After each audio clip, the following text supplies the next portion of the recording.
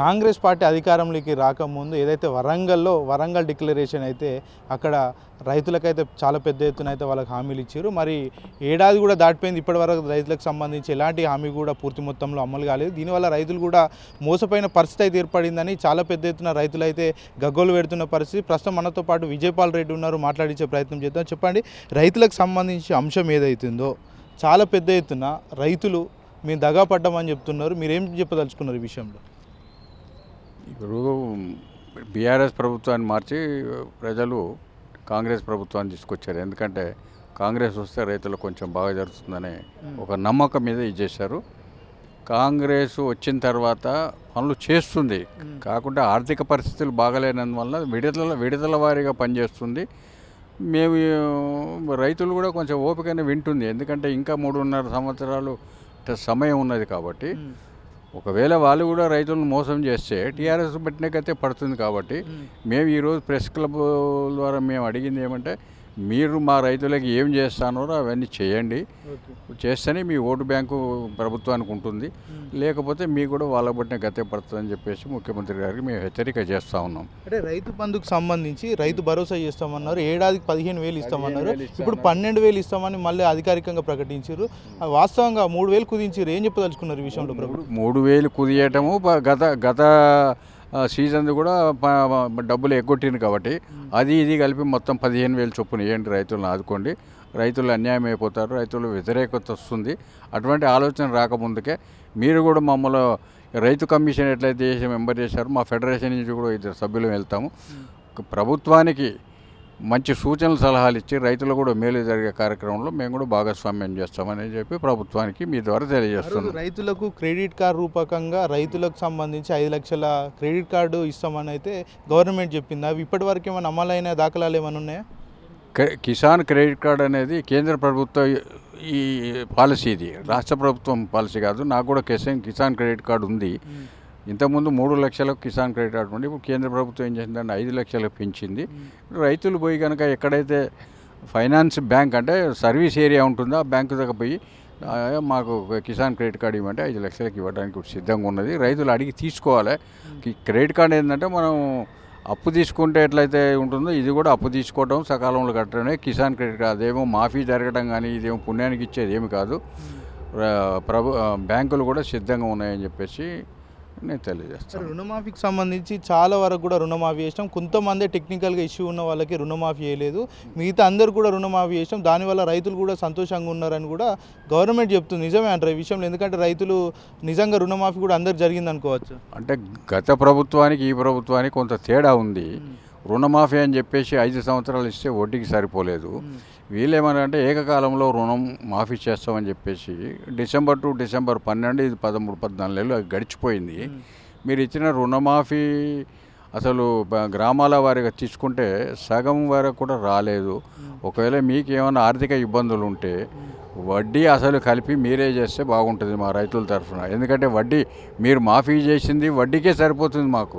మీరు వడ్డీ కూడా కట్టండి, ఆ 2 లక్షలకు వడ్డీ అసలు కూడా కట్టి రైతులను ఆదుకుంటే బాగుంటుంది అని చెప్పేసి ముఖ్యమంత్రి గారికి మేము ఒక అభ్యర్థన చేస్తాం. నకిలీ విత్తనాలు అమ్మేవారు కానీ ఏదైతే రైతులను మోసం చేస్తే ఖచ్చితంగా వాళ్ళ మీద చట్టపరమైన చర్యలు తీసుకుంటాం, వాళ్ళ మీద కూడా క్రిమినల్ యాక్టివ్ కేసులు బుక్ చేస్తామని రేవంత్ రెడ్డి చెప్పిండు. కానీ ఈ మధ్య కాలంలో కూడా చాలా వరకు కూడా ఇలాంటి సంఘటనలు కూడా చోటు చేసుకున్నాయి. మరి ప్రభుత్వం నిజంగానే యాక్షన్ తీసుకున్నదా?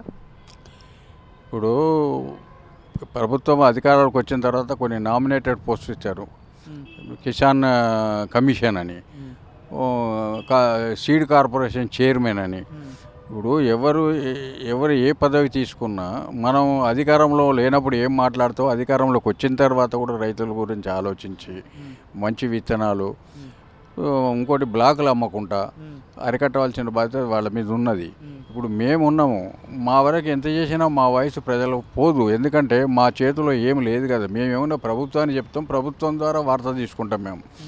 కాబట్టి మమ్మల్ని కూడా ప్రభుత్వం వారు ఇది చేస్తే మేము అందుకే సివిల్ సప్లైస్ ఇష్యూస్ మీద కానీ ఇక పంటలు ఈ సన్న వడ్ల దాని మీద గురించి కానీ మేము అడిగినాము. ఇందులో కూడా మేము దీంట్లో కొట్టిచ్చేసినాము.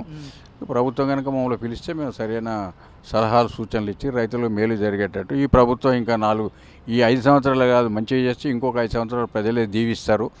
అనేది మా ఆలోచన. అంటే సూర్యాపేట నియోజకవర్గం పాలకుర్తి నియోజకవర్గంలో పంట పొలాలు కూడా పూర్తి మొత్తంలో ఎండిపోతున్నాయి, సాగునీరు అందడం లేదు అండ్ రైతులు కూడా ప్రభుత్వం మీద మండిపడుతున్నారు. మీ దృష్టికి ఏమన్నా వచ్చింది ఇట్లాంటి ఇష్యూస్?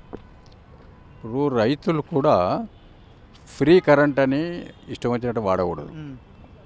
ఫ్రీగా నీళ్ళు వస్తున్నాయి అనేది లేదు. ఎందుకంటే నల్గొండ జిల్లాలో మునుగోడు నియోజకవర్గంలో అక్కడ కాలువలు కానీ ప్రాజెక్టు కానీ లేవు. నాకు బోర్లో 2 ఎకరాలు నీళ్లు పారితే 20 ఎకరాలు పెట్టిన. అది ప్రభుత్వం వారి తప్పు కాదు.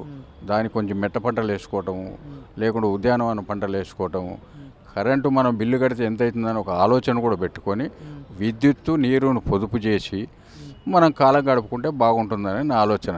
ఒక వరి వేసుకోవటము, వరికి ఎన్ని వేల లీటర్ల నీళ్ళుగా అవుతున్నాయని లెక్కలు ప్రతిరోజు వస్తూనే ఉన్నాయి. కాబట్టి రైతులకు కూడా అవగాహన ఉండాలి. ఏం చేస్తే అంటే ఈ సంపద అంతా ప్రజల ద్వారా మనం అనుభవిస్తున్నాం. రేపు మాకు ఇచ్చిన కరెంటు బిల్లు కూడా ప్రజలు కడుతున్నారు, మేమైతే వాడుకుంటున్నాము. కానీ సగం తగ్గిస్తే ప్రభుత్వానికి మేలు జరుగుతుంది కదా అనేది మా ఆలోచన ఉంది. అంటే ప్రతి దగ్గర పొదుపు చేయాలి, మనం బాగుపడాలి అనేది ఉంటేనే దేశం బాగుపడుతుంది. నాదేం పోతుంది అంటే అందరిది పోతుంది ఆఖరికి వస్తే డబ్బు పెట్టాడు. లగచర్ల లాంటి ఇష్యూస్ కూడా చూసినాం, రైతులకు బేడీలేసి జైలు పంపించడం. అదేవిధంగా చూసుకుంటే ఆయనకు హార్ట్ అటాక్ వచ్చి కూడా హాస్పిటల్కి వెళ్తే అక్కడ కూడా బేడీలు ధరించి తీసుకెళ్లడం కూడా చూసినాం. ఇట్లా రెస్పాండ్ అవుతారు ఇట్లాంటి విషయాలు? లగచర్ల ఇష్యూ రాజకీయపరమైన ఇది. ఒక ప్రభుత్వ అధికారులు కానీ కలెక్టర్ కానీ మన గ్రామానికి వచ్చి పరిశీలనకు వచ్చిండ్రు. మీరు వద్దని చెప్పడానికి మీకు వేదిక ఉన్నది. రాళ్ళు తీసుకొని కొట్టడము, కార్లను ధ్వంసం చేయటము, భయకంపితులను చేయటం ఇది దుర్మార్గము. మీ భూమి కానీ నా భూమి కానీ ప్రభుత్వం తీసుకుంటా అంటే ఇస్తే తీసుకుంటారు కానీ తీసుకోదు. కానీ దీని వెనుక రాజకీయంగా వాళ్ళను ఇది చేసి ఇది చేయాల్సిన అవసరం వచ్చింది. లేకపోతే ఇయ్యమంటే వదిలేస్తారు. ఇప్పుడు మా అడ్వైజర్ గారు చెప్పినట్టుగా వాళ్ళని పీపీపీ మోడల్ అంటే భూమి ఇచ్చిన వాళ్ళకు కూడా కొంత వాటా ఇచ్చేస్తే వాళ్ళకు ఉద్యోగాలు వస్తుంది, వాళ్ళకు అసెట్ పెరుగుతుంది, అంటే ఆస్తి కూడా పెరుగుతుంది. కాబట్టి ఎవరికైనా ఇష్టం ఉంటుంది. ఇప్పుడు మీరు జాగ్రత్త డెవలప్మెంట్కి ఇచ్చినాం అనుకోండి, ఇది సేమ్ మోడల్. డెవలప్మెంట్కి ఇస్తే మీకు 4 అపార్ట్మెంట్లు వస్తాయి, కట్టుకున్నానికి ఒక 6 వస్తాయి అనుకో. ఆ మోడల్ పోతే ఎవరైనా ముందుకు వస్తారు. ప్రతిదానికి మనం వాడి సొమ్మును మనం అనుభవించి వాడి భూమి లేకుండా ఇది చేసి అందులో రైతు సమస్యల మీద రాజకీయాలు చేయకుండా ఉంటేనే బాగుంటుంది. అంటే రేవంత్ రెడ్డి కూడా అన్నారు కదా, అక్కడ బల్లులు కూడా గుడ్లు పెట్టినటువంటి ప్లేస్ని మేము తీసుకుంటామంటున్నాం, అక్కడ ఒక ఫార్మాసిటీ రన్ చేస్తామంటే రైతులే అడ్డుకుంటున్నారని కూడా రేవంత్ రెడ్డి ప్రత్యక్షంగా కూడా చెప్పిన సందర్భాలు ఉన్నాయి. రేవంత్ రెడ్డి గారి ఆలోచన ఏంటంటే కొడంగల్లు, నారాయణపేట ఇవన్నీ బాగా వెనుకబడ్డ ప్రాంతాలు కనుక దాన్ని ముందుకు తీసుకుపోతే కొంతమంది నిరుద్యోగులకు ఇదైపోతుంది. ఈ వ్యవసాయాలు నడవటం లేదు, నీరు లేదు, ఇదంతా ఖర్చులు ఇదైపోతుంది. మనం సంవత్సరానికి 1,00,000 ఉద్యోగాలు ఎంతో ఉద్యోగాలు ఇస్తాం అనుకున్నాం. దీని ద్వారా క్రియేట్ చేయొచ్చు అనేది ఒక మంచి ఆలోచన చేశాడు. 10 సంవత్సరాలు రాజకీయం చేసి దేశాన్ని అంత గందరగోళం చేసి ఒక గింజ లేకుండా చేసి ఈరోజు ప్రభుత్వం నడపట్లేదు అంటే నడుస్తున్న ప్రభుత్వానికి అవకాశం ఇవ్వకుండా కాకి ఎంబడి కర్రపీట పడ్డట్టుగా ఇది చేసి ఇబ్బంది పెడుతుంది. ఇప్పుడు ఒకవేళ మీరు కనుక వచ్చిన ప్రభుత్వం ఏం చేయకుంటే ఇంకా 3.5 సంవత్సరాలు 4 సంవత్సరాలు ఉండాలి. అప్పుడు ప్రజలు నచ్చితే ఓట్లు వేస్తారు, లేకుంటే వాళ్ళని కూడా ఇంటికి పంపుతారు. కాబట్టి